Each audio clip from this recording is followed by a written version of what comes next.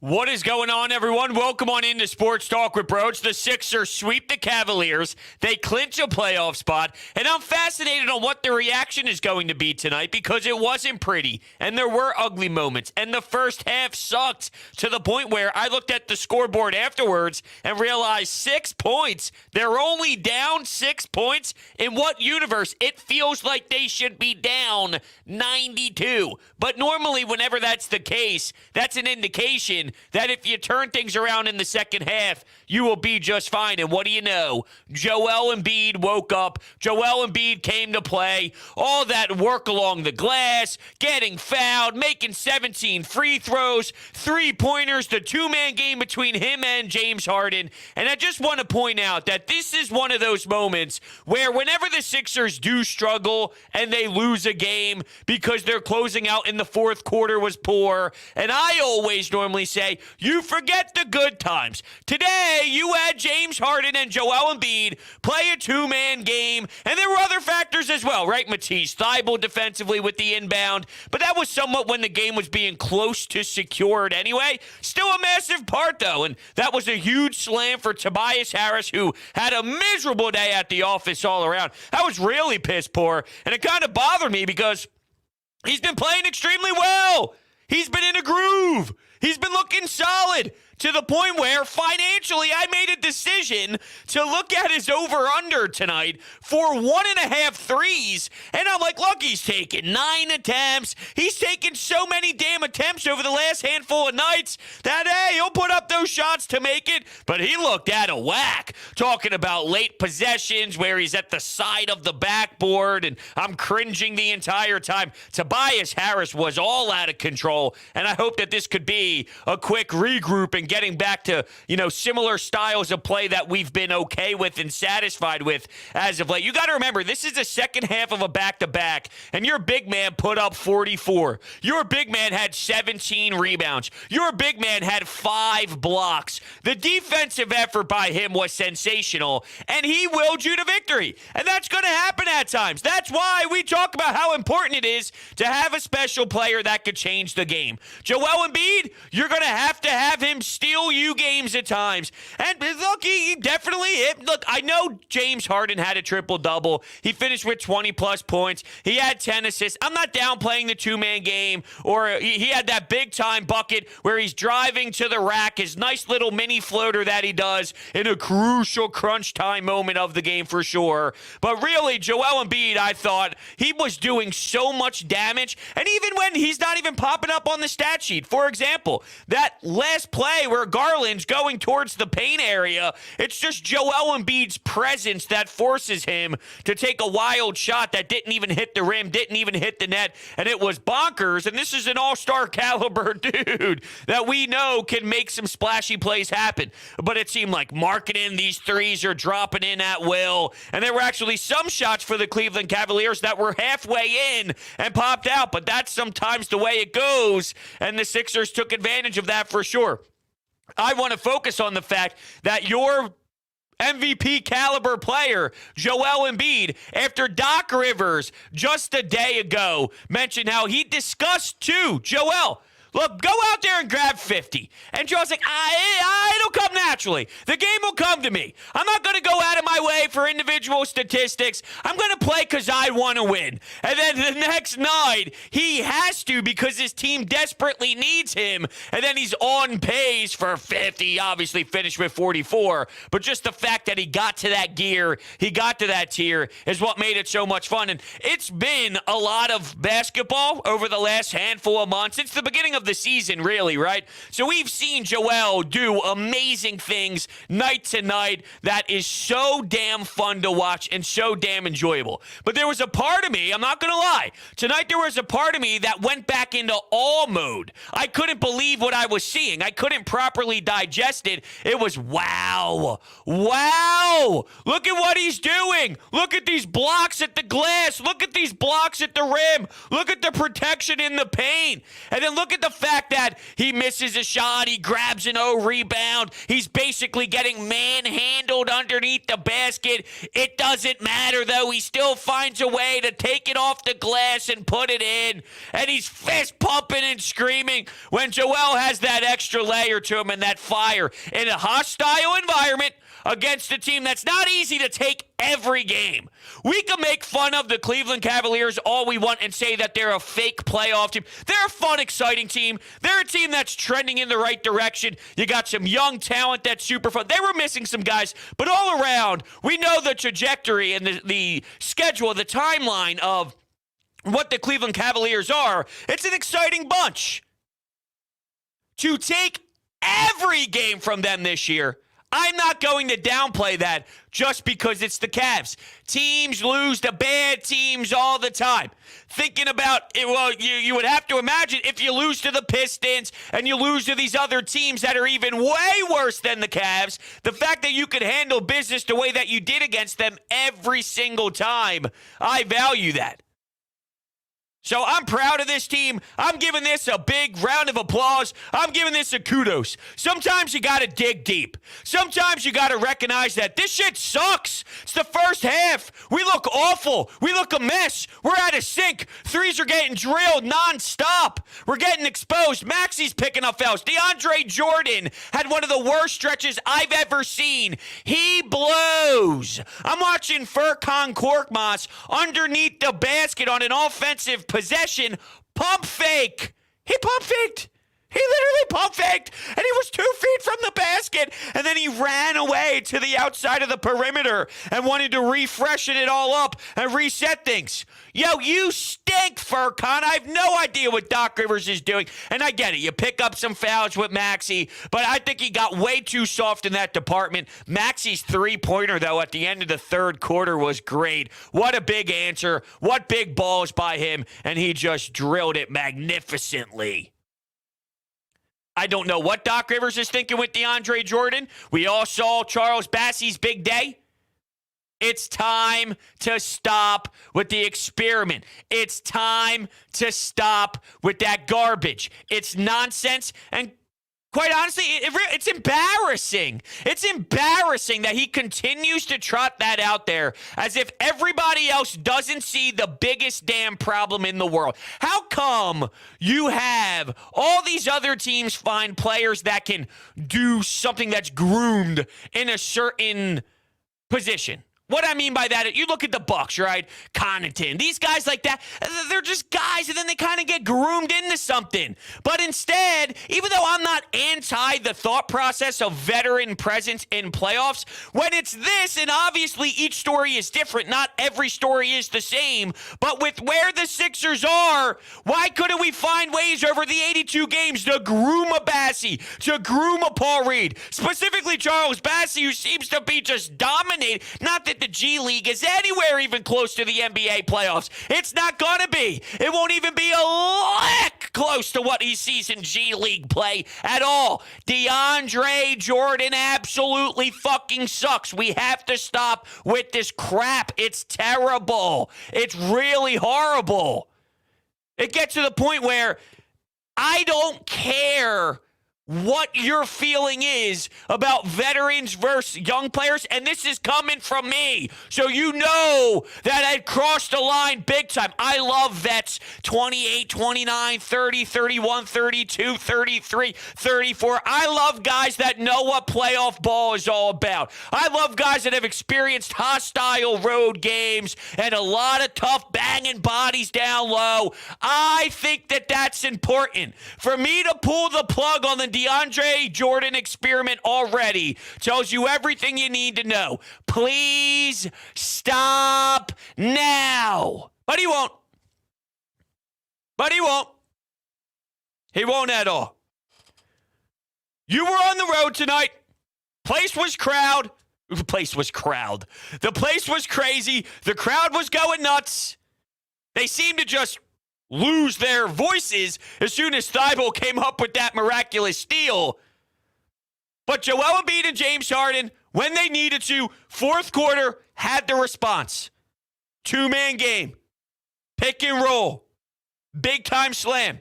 How about Embiid when he goes pump fake from 3, puts the ball on the floor, and then attacks the rim and slams it down? I love the fact, too, when he gets a board and then he pushes the pace the way that he likes to, where here's our 7-2 man just running all the way down the floor to the opposite corner to establish his back to the basket so he can start posting up a defender. It's hysterical to me. Maybe he is hearing the noise about Giannis, and he is hearing the noise about Jokic and felt obligated to, all right, let me do this. Let me do this. Now's the perfect time. My team has been bad the first half. It's go mode. Harden struggling. It's go mode. Harden had some tough times. He shot 4 of 13. And I actually saw, we keep talking about his age, and we keep talking about the lack of burst with the hamstring. I watched him up top have a tough time trying to break down a defender, cross over, and get to the basket. He couldn't. So he had to kind of circle back around and then attack it one-on-one again. He eventually, I believe in that sequence, ended up getting fouled and going to the line, and he was laying down underneath the basket for a second or two. That could have been a different possession. There were a couple of different ones that stood out to me. But realistically, the only thing that matters here within this story is not so much what happened after the play. It's more about what happened within the play. And that's the fact that you could tell he's trying and he wants to break down his defender and then target the rim. But he's not there. It's not there. And I don't know if it's just because it's no longer in his bag of tricks with speed, or if it is solely just a hammy thing where if he gets time to regroup, and if there is an offseason where he can get more comfortable and he gives himself the proper time and space to adapt again and just get his body healthy, will it come back to him, or is it automatically gone forever because of where he is in his league? I've came to the realization that with James Harden, I'm looking for a specific role from him now. I've seen him. I've understood him. I've dissected him. I need, and I know he got in this range, I need it to be more efficient, though. More efficient than tonight. But I'm looking for 22 to 25 points a night and then double-digit assists. So I know he finished with over 20, had 10 assists, 10 boards. The 4 of 13, though, was killer for me, and there were some really uncomfortable things that I witnessed. So it has to be cleaned up. A more efficient, let's say, 23 points with about 12 assists and 8 rebounds. If that's the layer that we're going to get in this James Harden game, I feel that's what helps out this team best for the way that they are currently constructed with Embiid, and we're trying to make sure other guys get themselves established as well. That's kind of where I'm at here. Furkan DeAndre, yes, terrible. Down 6 at the half. Pretty surprised that it was only that much because it felt way worse. But sometimes when you realize that, that's when you go, hey, I think the Sixers will be all right. Normally when it feels like an ass kicking and a big-time beatdown, imagine getting punched in the face 9 times. You look in the mirror and you're anticipating somehow 9 black eyes, even though you only have 2. You're expecting your nose to be touching the backside of your ear. You expect your cheeks to be all puffed up, but then you look and there's 1 cut underneath your eye. That's it. 1 cut underneath your eye. You go, oh, that's it? Hey, maybe I'm still in this thing. Now, if you're getting punched that many times, maybe you should get the hell out of wherever the hell you are. But you understand my point. The recognition of that's it. So once they turned it into go mode, there they were. There they were. And that's why when they took care of business against the Charlotte Hornets, I made sure I was very clear. You're not going to see that every night. Where Thybulle's draining threes, DeAndre Jordan's exploding, Tobias is hitting 5 threes. Each game is going to be its own version of a basketball game. And today, you had Joel, Hans, and Embiid make a big statement and really push forward, and that was really fun for me to just sit back and embrace. Not that we haven't seen Embiid dominate that way, but it did feel that second half was in an element of, let me get the damn basketball. No one was getting in his way. Cleaning up the glass, making sure you weren't scoring on our end by blocks, threes, rolling, you name it. Free throw line, which I still saw people complaining about Joel Embiid's free throw. How can you call this guy good if he's just going to the line 20 times? Do you watch basketball? I had a Cleveland Cavaliers fan actually tweet out at me after the game, and I quote tweeted it on Broads Media because I was in awe that much. Can't wait to read the 2-minute report. Sixers and the refs equal a win. Excuse me? Excuse me? Are you stupid? Who watched that game tonight and thought, the refs are really blowing this for Cleveland? I'm baffled by morons. With that, thank you guys so much for being here and watching as we're doing this live on YouTube. If you are new to the channel, make sure you're hitting that subscribe button, hitting that thumbs up button as well. I greatly appreciate it. If you're looking to buy tickets, now that baseball's sneaking up on us, and of course NBA playoffs, you can utilize the promo code BROADS at SeatGeek's checkout page for $20 off of your purchase. There's so many great prices right now on SeatGeek that if you're planning on going to a game, it's a no-brainer. $20 off. That's parking. That could go to beer. Promo code BROADS. Lastly, TikTok at Broads Media. And then Twitter, too, at Broads Media. On Monday, I am going to start a new giveaway. We just gave a pair of Phillies opening day tickets away last Friday. We're doing it again Monday, tomorrow. So make sure Broads Media on Twitter, pinned to the top of the profile, you check that out. I'm going to open up the phone lines now at 856-442-9805.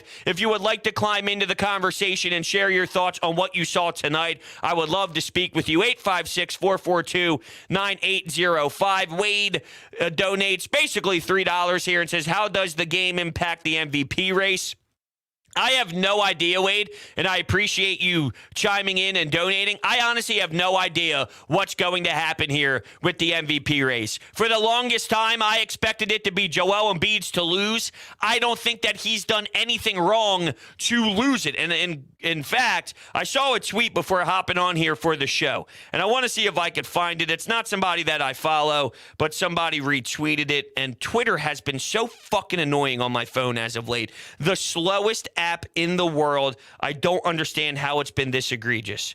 But let me see if I can scroll through and find. It's basically just laying out all of his games and how good he's been and the fact that he lost his MVP race after having this type of performance over such a long period of time. I don't think I'm going to find it because of the way Twitter refreshed everything from the last time I opened it. But anyway, I think we all understand that he's been a dominant player. He's been in cruise control, waxing an opponent basically every night. Okay, here it is. Embiid's stats in games since March. 44-17-3, 29-14-6, 37-15-3, 29-14-7, 37-15-3, 27-10, 30-10, 21-13, 32-8, 35-17-5, 43-14, 22-15, 22-9, 27-12. I mean, the guy has just been on another level. I never thought that he would lose it if he just continued to play in a form that he has all year. He has. Last year, the biggest argument was he hasn't been available all year. Well, this year, he's playing all the time. Hell, I don't know why he really played tonight, right? If you think about it, you don't really want him to play on a second half of a back-to-back where he's hobbling on his damn leg. But the only time he missed this year was in the beginning when all the COVID stuff happened and the Sixers barely had their team playing. And think about if that never occurred, where they could possibly be in the standings. They started out the year something along the lines of 8-2, and then they fell apart because they had to utilize all their bench players because their starters weren't available. You talk about their record now, and everyone loses their damn mind every time they lose one basketball game. They could even be in a better position if that wasn't the case. Now, to be fair, other teams had to go through their version of that as well, so maybe other teams have better records too if that was a different scenario for those said teams, and fine. But I just find it comical that the Sixers are having a very strong regular season to this point, yet every time they lose, it's just abysmal. And to be honest with you, I don't even know what the reaction is today. I have no idea. I have no idea what the reaction is today. Are people upset about what they just saw because it wasn't pretty? I hate to break it to you. In the playoffs, these games are going to get ugly. These games are going to get real murky, all right? And you're going to have to grind, and you're going to have bad possessions because the other teams are good, and they're going to force you to be uncomfortable, and you're going to have to battle, and you're going to have 3 straight possessions of some turnovers. You're going to turn over them, though, with one of those possessions and then grab a defensive rebound. So maybe they make 1 shot off those 3 turnovers, but then you have to counter with something nice on the other side, where this is what it's going to look like. These games are not going to be like it was against the Charlotte Hornets in every playoff win that you're ever going to see. So you have to change your expectations on the eye test, because games like tonight, this is a playoff type of win. You're on the road, you're down, they come back, they hit a shot, now you're battling, now they're battling. It's tough, it gets loud, you get a bad possession, a lousy possession, a good possession, a nice shot, a big block, back and forth. Can you find ways between Embiid and Harden down the stretch to settle it down, play a professional brand, get the spacing you're looking for, get a pick and pop at the free throw line area, free throw line extended, mid-range day from Joel Embiid off of pick and pop, or can you get a pick and roll with that force going downhill? I think that's something that I would love to rely on and possibly say in crucial moments, let's run it. Because there's something to be said about how unstoppable that can be. All right, with that, we will go to the phones. Good evening. You're on Broads Media. Hello. What's up, Broads? How's your Sunday? It's been good, man. It's been busy, but it's been good. How about you?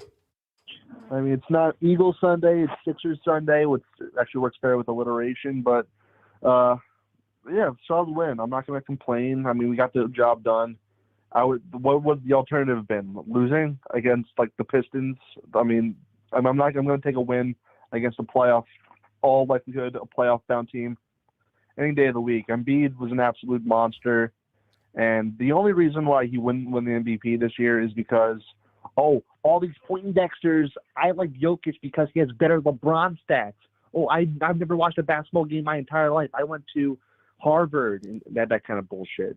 I agree with you. I don't understand it. I'm not a big fan of it. I know the last couple of shows it's been something to kind of note, and I appreciate your time calling in. I thought that it was a solid win. You're right. The alternative is they lose. And the fact that you beat the Cleveland Cavaliers every single time you face them this season, I take pride in that. Even though I'm not telling you the Cavs are some championship caliber team, but they're a good, solid team. They're a gritty team. They're a young team. They're a hungry team. They're a team that works hard. They compete at a high level. They're not going to go win a championship this year. But I told you, the regular season is bizarre. You lose to bad teams all the time. So if you could beat good teams every time you see them, and I would label them a good team. They're a good team. They're not a great team. They're not a championship caliber team, but they're a good team.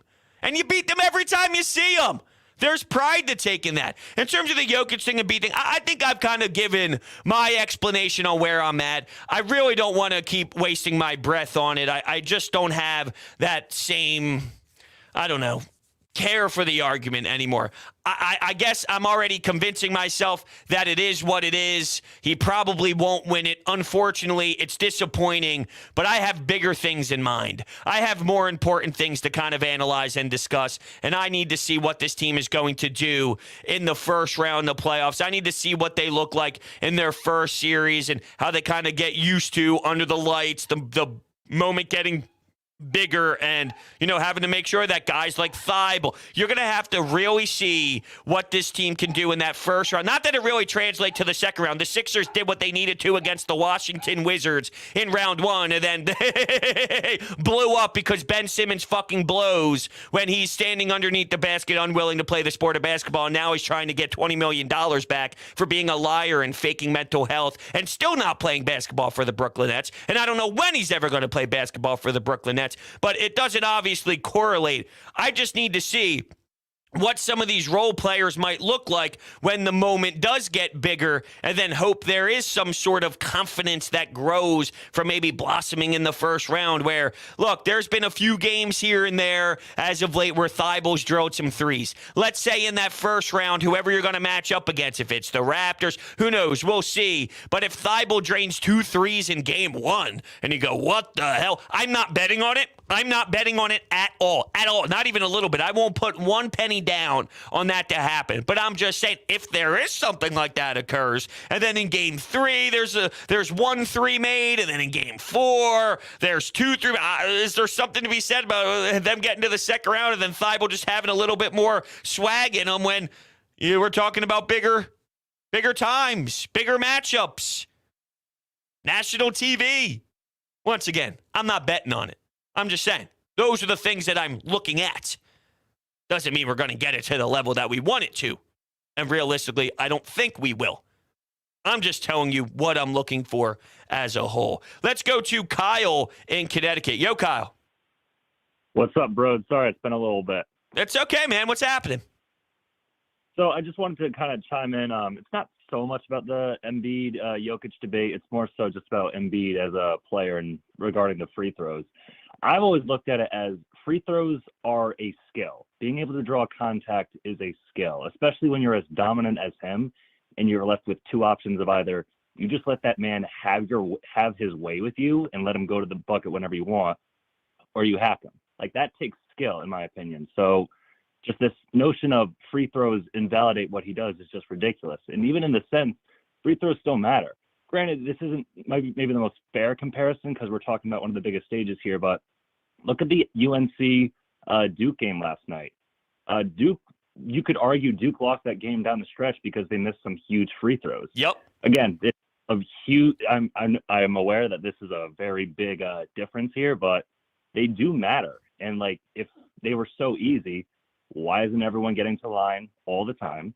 And why isn't everyone in the league shooting 100%? I don't know. It baffles me. It does. And another thing, too, Kyle, is the fact that we're accustomed to watching Dwight Howard get fouled on purpose because he's so pathetic in that area as a big man. Shaq was dynamic down low, and nobody's blocking that big body of his, but he would go to the line, and it was brutal. The fact that someone that big, that large, shoots that high of a percentage should actually be more what's celebrated than anything else. And another thing too about free throw, if someone gets fouled 12 times, or I should say 6 times, going to the line 12 times and making 10 of their shots, that's viewed differently than getting there 20 times. The reason why he's getting there 20 times is because you have no ability to stop him. It's really not rocket science, but you're right. For some reason, that part of the game is viewed a one way, and it probably has to do with the fact that everybody feels that the NBA refs are so poor that he's just getting free looks. But what you're doing at that point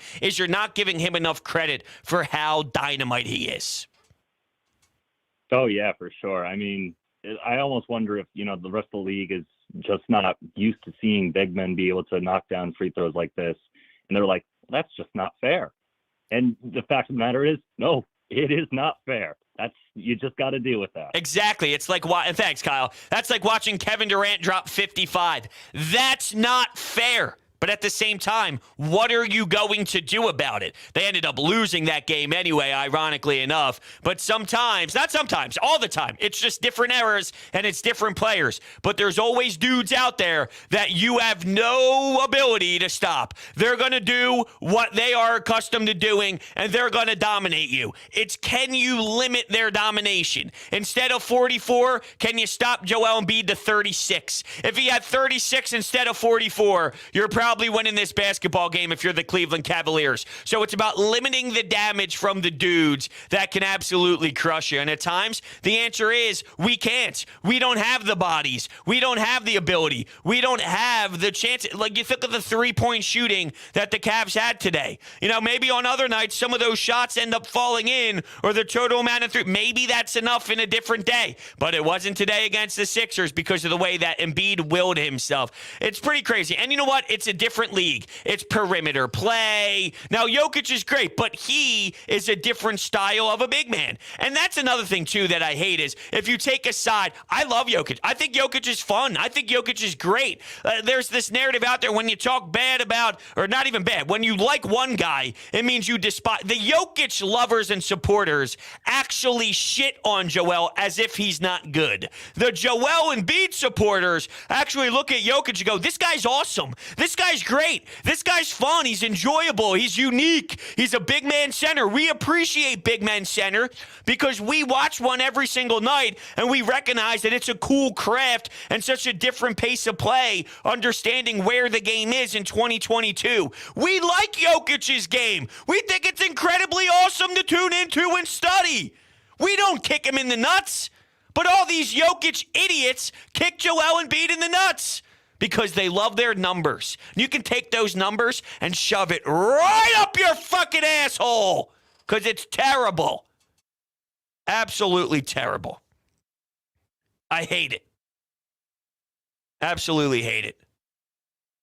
And the fact that people sit there all day and that's all they do is talk about that is hilarious to me. Now, let's go to Addison in Coatesville. Addison, what's going on? Yo, bros, it's Addison from Coatesville. Let's just say the Sixers are awaiting a playoff run. It's literally sitting right in their hands. You could tell they're not fighting for first, they're not fighting for second. They're going to let the cards fall how they fall. I am worried, but I am confident, and I cannot wait, and I'm ready to get hurt again. So I appreciate you, man. Keep on keeping on and keep on fighting, man. All right, Addison. Well, thank you so much for calling in terms of getting ready to get hurt again, why? Why are you setting yourself up for that? Just enjoy the ride. I think deep down, all Sixers fans can come together here and say, we're a little confused on everything, and it was a quick turnaround at the trade deadline. If you had to bet and you had to put your life on the line, do the Sixers have enough to really do it? Probably not, right? I mean, teams get hot and they go on runs, and you just never know. No one thought the Nationals would win the World Series. No one thought the Miami Heat would lose to the Dallas Mavericks. You know what I mean? Like, you got the Miami Heat, the big three. It's the first year in Miami. Things weren't pretty early. Then they kind of do. And now you got Dallas. You just never know. The Atlanta Braves, they lose Ronald Acuna Jr. Freddie Freeman's hitting what feels like under 100 forever, and then they go win a championship. You just never know. But realistically, deep down, we don't think they have enough to win a title. But we haven't seen them in the Eastern Conference in so long, in the Eastern Conference Finals, where I think that's sort of what I'm looking at this year as a step in the right. Get past where you've been. It's all about growth. You don't snap your fingers overnight. Let's see what you can do this playoff run, and can we get to a spot where they win 2 rounds and at least show us a fight in the conference finals, and we see from there what Daryl Morey does in the offseason. So when you say, oh, I'm setting myself up for a heartbreak, and I'm thinking about how we're going to lose, and I'm excited, and they're letting the chips kind of fall where they are, but I don't anticipate anything big because I know my heart's going to get broken and this and that. Let it play out. And being a fan is about going through those ups and downs. No doubt about it. I'm not trying to take that away from you. But in terms of, you're saying about, I know I'm going to get my heart broken. Well, within the reasonable frame of what they can be, just make sure the expectations are fair-ish. And if the expectations are fair-ish, I don't know if you're necessarily setting yourself up for as big of a heartbreak as you're mentioning. So let the fandom go. Let the fandom do what it's supposed to do. Embrace the journey. Watch every dribble, the half-court sets, the Wells Fargo Center erupting, the opponent's arena going bonkers. The back and forth. It's a game of runs, a 12-0 run, an 18-3 run, a 10-0 run, whatever the case may be. Let those emotions go up and down and through that emotional ride. But as long as you have fair, reasonable expectations within that ride, I don't think the heartbreak is as strong, even though you're always going to feel a certain type of way if the season does end in a way that doesn't satisfy you, if all of that makes sense as a whole. Every time I look over into our chat, it's literally about the same damn thing. Well, that's because there's trolls who come in here and then they start poking the bear, and then there's some others who go back and forth with them as they can't help it. And realistically, I can't help it at times either, so I'm not going to sit here and be a hypocrite. I get involved in it too, but I'm kind of curious from you all out there, how are you feeling on this game and where you're at right now? But the problem is every time I scroll through, it's something about the MVP race and something about this idiot apparently named Cody who's saying certain things about Raptor and the overall efficiency. Good for you, Cody. Get the hell out of here. Nobody cares about Raptor. If you watch basketball through Raptor, then you're not even enjoying the game of basketball. Maybe you are. I don't know how you are, but maybe you are. Crazy, There are people who are in jail and in psychopaths, and, they're in some sort of psychopath home where they're in a straitjacket for a reason. I'm not saying that can't be you. Maybe it can be you. Embiid was great defensively on the defensive end. Embiid was great. Really awesome. I don't even know if he's getting the credit he deserves after tonight's effort, all because of how explosive the offensive game was. 44 points, and I love the fact when he was getting fouled under the basket, you could just tell no one was going to get into his way. He was so damn determined to grab the board. He was so damn determined to go back up with it. If Tobias Harris missed a floater, there he was to clean it up. And when he was getting the garbage and cleaning it up, here's two guys whacking at his arms, and he still has the power to finish and then go to the line. Knocking down his free throw as if they're gimmies. As if a 7'2" big man just has free gimmies at the line. As if the history of the NBA doesn't tell you that once you get that large of a human, you're that big of a specimen, that there's something to be said about the struggles and teams willing to put you there. The history of the NBA says when you're that size, go to the line. We want you to go to the line, and that's okay to everyone who despises free throws when they can't make them. But when they can make them, it's a different story. Riddle me that! And fucking explain that to me! When they can't make them, it's a laughing stock. Send Ben to the line. Send Ben to the line. Dwight Howard in his prime. Send Dwight to the line. Send Dwight to the line. That's great. But when Embiid forces you to put him on the line, and then he makes his shots, free throws are not okay. Free throws, no. We don't accept those. We don't value free throws. You're a loser. That's what you are. You're an actual loser who cannot register what it's like in this era of basketball to have someone who works down low in their office. Jokic is great, but he has a different style to his point center game. And B plays point center this year, which is fantastic and super awesome.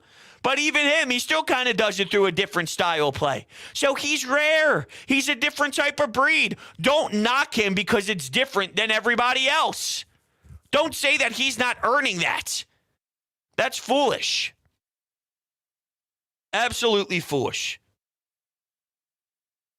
All right, so in the chat down below, and we do have some open lines at 856-442-9805, 856-442-9805. I need to know your thoughts. I'm pleasantly surprised, I'm not going to lie, because the tone since I started this about 40 minutes ago has been a lot more positive than I anticipated. I saw Sixers Twitter in the first half. This team sucks. This team's pathetic. This team's awful. We need to change some things. This team's going nowhere. And then they win, but the Cleveland Cavaliers pushed back, and they fought back, and they definitely made you earn it. They worked extremely hard, but it was choppy, and there were some sloppy moments, and Tobias Harris's late possession. There were some things that made you cringe big time. Now, I did think at times just shots didn't fall. There's a difference between sucking and then shots just not falling on that night, which you could take on a different night and it would be nothing but net. And it would be easy 3 points. And it would be an easy 6-point run, a nice 6-0 run, maybe a 10-3 run, right? It's just on a different night you make those. I thought in the early frame there were some shots that realistically would have fallen if it was at home against the Charlotte Hornets on Saturday afternoon, because everything in their mother found ways to go through the damn hoop. But I'm proud of you all. I'm excited for you all. I feel like Embiid, this is coming from Remo, I feel like Embiid needs more rest before the playoffs. If he's going to play these kind of minutes, DJ has been playing with more energy lately. No, I don't want to. No, you had me until you mentioned DJ. I loved everything until you brought up the name DeAndre Jordan. I want nothing to do with DeAndre Jordan, but if you asked me, do I want to see Embiid kind of kick it and have some rest here throughout the backstretch? They already locked in a playoff spot. Not that we're surprised that happened. But if it could ever be where Embiid takes the day off, that ankle, he was questionable to play today. And then he looked underneath the basket at one point like he was grimacing big time. He started to hobble. He started to limp around. And you could tell that he was in some big time discomfort. He's playing through it. And even Allah mentioned this on the broadcast. Everyone is. There's not a damn soul in this league right now that isn't working through something, that isn't battling through some sort of whatever part of their body that's a little bit bruised, that's a lot of bit bruised, that's making them feel uncomfortable, and they're not themselves. But guess what?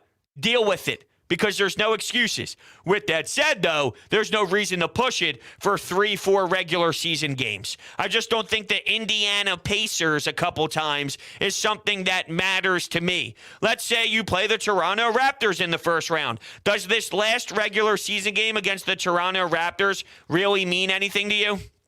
Because you're not going to show your hand. They play the Pacers. If we look at this, they play the Pacers on Tuesday, the Raptors on Thursday, and then they have a back-to-back at home Saturday, Sunday. Pacers, Pistons.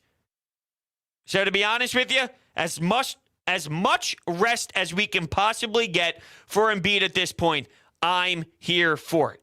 Looking at the standings, though, they're 2 games back from the Heat in the first seed. Unless, I don't know if this is fully up to date. Are there some games going on now that might kind of make things move around a little bit? The Heat won today against the Raptors. Okay, that's good to note. So, just looking at it, though. See, matchup-based, I'm a big believer in, and maybe just because I'm lazy and I'm not a part of the team. If I was on the Sixers, I'd probably think about it a lot more. But I'm a little bit lazy, and I'm more of a golf guy. Where the ball lies, we play. Where the standings fall, we play. I'm going to rest Embiid if I think that that's better. I'm not going to force Embiid to play 40 minutes in a regular season game that doesn't matter to try and get a 3rd seed, to try and move up 1 seed. I'm more of a, what's more important to me? Getting Embiid healthy and making sure that he's in the best case possible. If you make him battle and use all of his energy right now that he has on this hobbling leg to get the 3rd seed, but then by the time you even play so you can utilize that 3rd seed to your advantage, you're at a disadvantage because Embiid's not at a healthier spot. I'd rather take a couple games off being the 4 seed and then get a healthier Embiid for that series, if you look at it that way, than anything else. And where it lies, it lies. That's my mentality. But I know, well, if you get this seed and you get that seed and this team does this and that, I get it. I'm not downplaying that conversation and what that means and trying to escape this and making sure you don't want to see the Nets and this and that. I'm with you. I got you. Give me a team. Give me the day. Let's go. Let's go to work. That's my mentality right now. Maybe that's flawed. And maybe I'm just lazy to think. Because at times it's, well, if this team loses twice, then they have this. I don't feel like thinking. I don't feel like thinking. Let's go play. Who's up?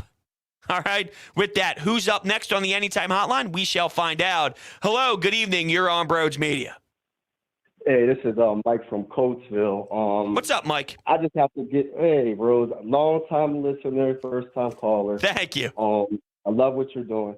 I just have to get this off my chest because I love this. The game today was so amazing. I just loved how Joel Embiid, he took it to another gear. I think it was like the middle of the second quarter, especially the second half, like the defense and the offense. But it's just, oh my gosh, his determination for this game in particular. This game, he just showed you why he's the real MVP.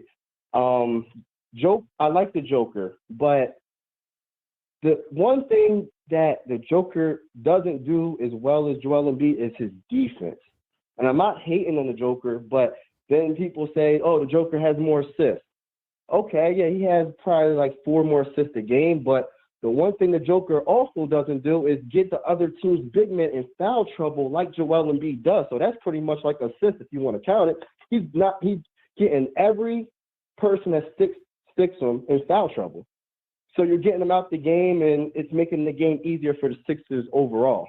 No doubt. That's definitely a part that isn't viewed the same way. And to be fair, you bring up the passing, which there's no doubt that Jokic sees the floor a little bit differently, and he plays more of a point center role. But Joel Embiid has closed the gap because there were times, and we all saw it, Embiid sucked with floor vision. Now it has improved insanely to the point where he's not at Jokic's level, but he's clearly closing a gap that was once way bigger than it is now. Definitely. I definitely agree. I just think overall, I think Joel Embiid definitely, if you're going by just the two, Joker and Joel Embiid, I think Joel Embiid definitely has them. But if you're going, and I'm a Joel Embiid guy, I want him to get MVP so bad. The only player that could possibly, if I would be like, that might be acceptable to beat him in the MVP run would be Giannis. I knew you were going to say that. Only saying that because when it comes to head-to-head, I don't know what the record was this year, the Bucks and the Sixers, but I know, like, I think all time, I think it's like 10-5 or 10-6. Well, guess what? All time, and thanks, Mike. I appreciate it. Great call. All time would be irrelevant. It would really be about this season because it's a this season MVP thing. So just to look at Sixers, Bucks, I actually, to be honest with you, I think the Bucks are more polished, but I like the way the Sixers match up against the Bucks. I'm not afraid to the point where I don't think the Sixers have a chance against a 7-game series against the Bucks. The Bucks might end up winning it as a whole, but I don't think that the Sixers are completely outclassed to the point where they can't compete with them at all. Now, I'm trying to see. Sixers versus Bucks this season. They're 1-2. They're 1-2. That's their record this season.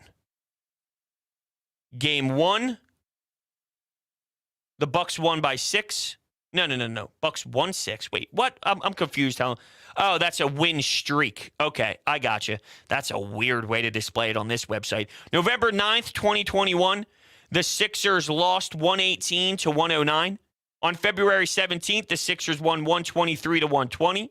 And then on March 29th, the Sixers lost 118 to 116. So, but yeah, I mean, all time is somewhat irrelevant based off of a this season type of award. But ultimately, when you think of the two teams, whenever they see each other, it's games that, the thing is, you had that game you remember on Christmas that seemed outrageous, similar to the Charlotte Hornets game on Saturday, which was the Sixers were knocking down every three that came their way, but you take that with pride and you move forward to the next game, no doubt about it. It was your night, and sometimes it's going to be your night, and sometimes it's going to be the other team's night, but when it's your night, you don't pretend like it's not a big deal. No, it was our night, and we made it be our night by the way that we went in there with the right attitude and the right edge, and we definitely executed the way that we wanted to. So that happened, but I just think of the matchup and all with Joel Embiid's size and some of the things that they could throw in that direction. Now, losing Ben Simmons, which was something that you had defensively when you think about Giannis and some of the decision-making you can make on that end, you lose that, which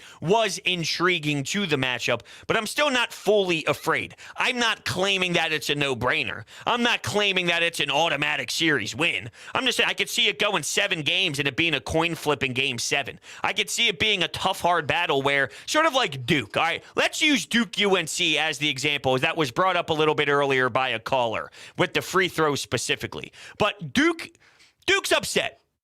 Duke's probably hurt. Duke's very disappointed and crying because they lost and they cared so much. But it's not for a lack of a great game. Either team could have won. Coin flip game. Both teams played excellent basketball. One team has to win, one team has to lose. I could see a series against the Bucks go where it's that style. I'm not saying every game is that. One game, the Bucks might win by 15, and the Sixers are kind of playing an uphill battle all night. So we'll use Villanova as the example. Let's say game one is the Bucks come out early to a 15-2 run, and then you're always uphill battle. You creep into the lead, you get it down to 6, you get it down to 5, but then the Bucks pursue again. They put their lead back to double digits. All right, game one, you didn't have it. But then the Sixers win game 2 by 6 points.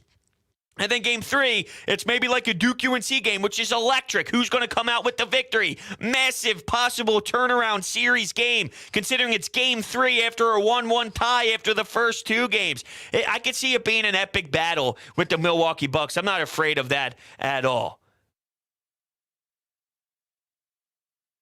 Let's see where else we're at, though. Wow, still this guy? All right, Cody. See you later, dude. I'm sick and tired of you talking about something I just don't care about anymore. I just don't care about it anymore. The Bucks will stomp them. I don't think that they'll stomp them. They might be able to win because I think they are more polished. And in this league, when you win a championship, you have a better chance that the door opens to win a few more. It's like you win 1, and then you have a chance to win 2, to win 3. It's just something in this league where windows of a few years, it's more relevant than in other leagues. You don't see very often Stanley Cup champions, even though the Pittsburgh Penguins did it.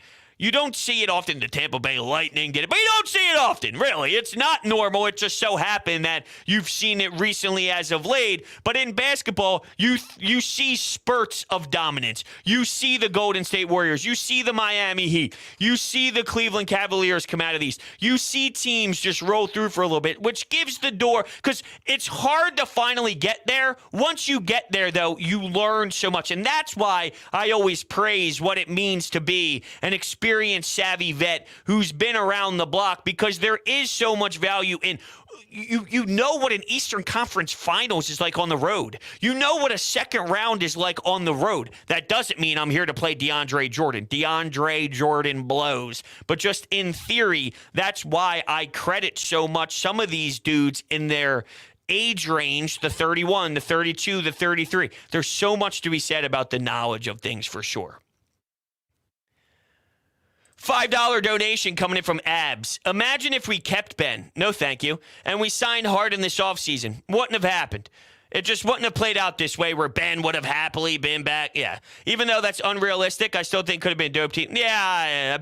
I hate Ben Simmons. Ben Simmons is a loser. Ben Simmons is a liar. Ben Simmons is bad for society. Ben Simmons is crumbling all the great steps that we took together as a society to make sure that mental health is okay and everyone knows that it's okay to have mental health issues and people are more vocal about it and they're trying to get help. And then Ben Simmons spits in everybody's faces. I can't stand that fraud. I can't stand that moron. He's a bad person. He's a bad person who's trying to utilize mental health to get $20 million when he just had a Philadelphia issue. I don't like where I'm working. That's not a mental health issue.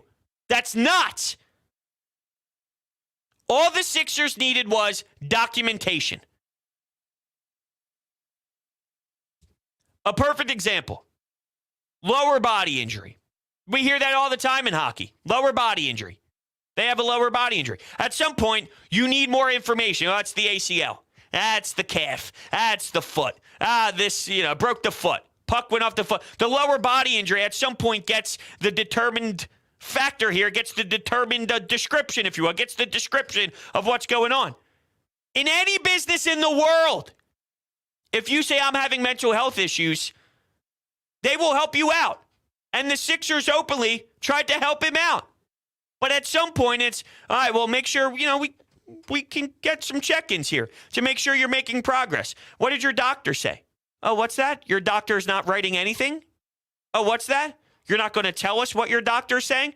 Oh, what's that? You can't provide us any information, but we just have to expect that you're doing the right thing after you have showed zero accountability After you have basically just decided, I don't want to be here anymore. I'm supposed to trust that you're doing the right things without proof. You can't just claim mental health without actually providing something for your employer. That's how this works. So the employers are willing to say, that's fine. We want everyone to be as healthy as humanly possible. Nobody wants someone to go through an experience mentally that is very upsetting. Nobody wants that. We're not evil humans, but just provide us something so we understand that you're going through the proper protocols to get on the right path. Oh, excuse, you can't do that? Well, why? Maybe because there's nothing to actually claim that you have. There's nothing to actually describe because you don't have anything. You just don't want to play basketball in Philadelphia. Well, that's not a mental health problem. It's just not. It's crazy. That guy's a loser. I can't stand looking at his face. And it's crazy. He's got a back problem, but they're also ramping him up to play. But no, he's not being ramped up to play. He's barely moving. Whenever you hear these Steve Nash quotes when he's asked about what Ben Simmons is doing, it's laughable. And I almost wonder, what are the Nets doing?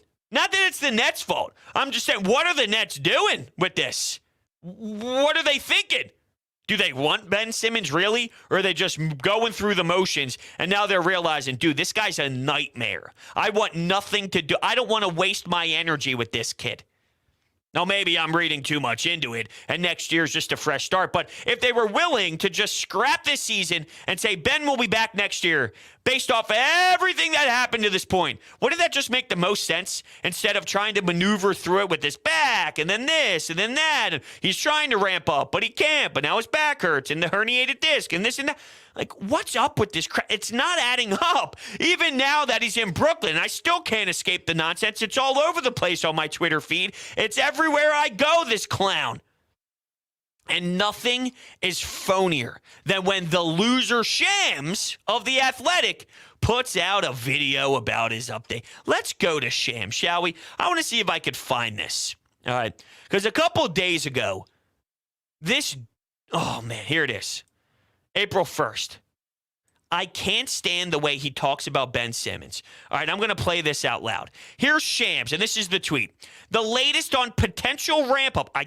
This fucking makes my blood boil. The latest on my potential ramp-up of Nets three-time All-Star Ben Simmons. Shut up! Every time you talk about this idiot, you have to throw in three-time All-Star. This guy's a fraud. He's a fraud. But here we go. I'm Shams Charania here with breaking news presented by AT&T 5G.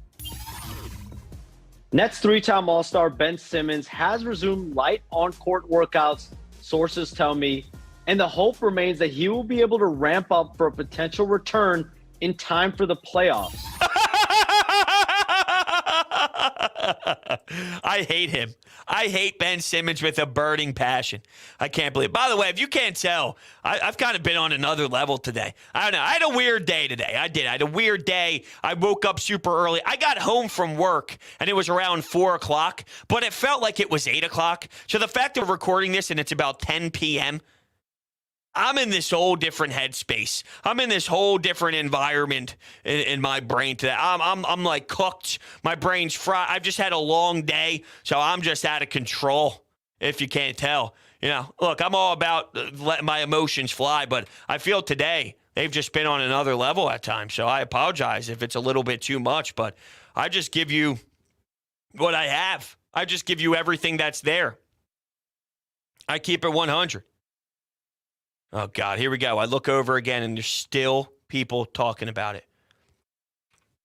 Why? Why do we do this? Why do we do this? Why are we still here going through this? Now, I heard Doc Rivers speak. He didn't say too much. I'm curious if there was anything in regards to some of the guys saying some things today after the game. Let's see here. We'll go to... Did Paul Hudrick throw any tweets out? Paul Hudrick does a great job. Shout out, Paul. He does great work for Liberty Ballers. Let's see. We deserve to win that game. That game was taken from us. We deserve to win it. Cavs head coach on tonight's game. He also said, you can't defend the free throw line. That's absurd. Wow. I'm sorry. What game did they watch? I mean, really, what game did Cleveland Cavaliers fans watch to think that Joel Embiid didn't just dominate and take it? Did I watch a different game than everybody else? Because I just saw some dude will his entire team to victory. I did not see the refs steal it from Cleveland. And I'd be the first guy to just let you know if there were some situations out there that I thought went the Sixers' way. Like, the Sixers escaped one there. The Sixers, they really didn't deserve to win that game, but... And I'm not telling you that they 1,000% deserve to win this game. You can make the argument that they could have lost. Normally, when you start out the way that you do, the way that they did today, I'm saying, yeah, there's a lot of these games that you do fall because of the start, because of the first half. You don't have enough to climb back in the second half. But that's why I'm giving them as much credit as I am, because I think it's important the way that they did show the determination. They did execute, and they did flip the switch and then take over the basketball game. But I'd be the first one to say, I thought the Sixers benefited from how bad these calls were. What calls were so egregious that the Sixers just had no business at all on winning after putting together a 44-point performance and 5 blocks? Maybe don't get your shots blocked. Maybe Garland should. Did Garland have a problem there at the end, or was that just Joel Embiid's dominance on the defensive side, covering the paint and protecting the rim? Was there a foul called on that? Or did Garland just not beat the Sixers' best player? Did the Cavs' best player not beat the Sixers' best player in a key time possession? Why don't you factor in that you had shots that rang around the rim a couple times and then fell out? Nobody's fault, but you didn't cash in. Why aren't you pointing that out there? That's embarrassing. It's an embarrassing take by the opposing head coach. I'm sorry. What you're doing is you're not holding your team accountable for not having the execution factor late, while the Sixers did. Sorry. Be better. That's the message. We have to be better. We knew they were coming in waves. Harden and Embiid did their thing. Harden and Embiid played a two-man game, and we needed to play better with that. They got some looks there that I didn't like. Embiid got an offensive board and picked up the garbage and put it back, and we fouled him underneath the basket. We can't do that. That's unacceptable. That's giving them life. That's giving them the ability to go on a little bit of a push. That's giving them some momentum based off of our decisions and our lack of work ethic on getting the board. We should have got the board. Where's the accountability? I don't know. Just spitballing. Okay? Just spitballing. But with that, we're going to shut things down here. I want to thank everybody so much for hanging out with me tonight here on Sports Talk with Broads. A lot of fire today. A lot of fire. Once again, I apologize if it was a little too much, going crazy at certain moments, throwing some F-bombs out there and whatnot, but just the feeling that I had today. So with that, thank you guys all so much, and I will see you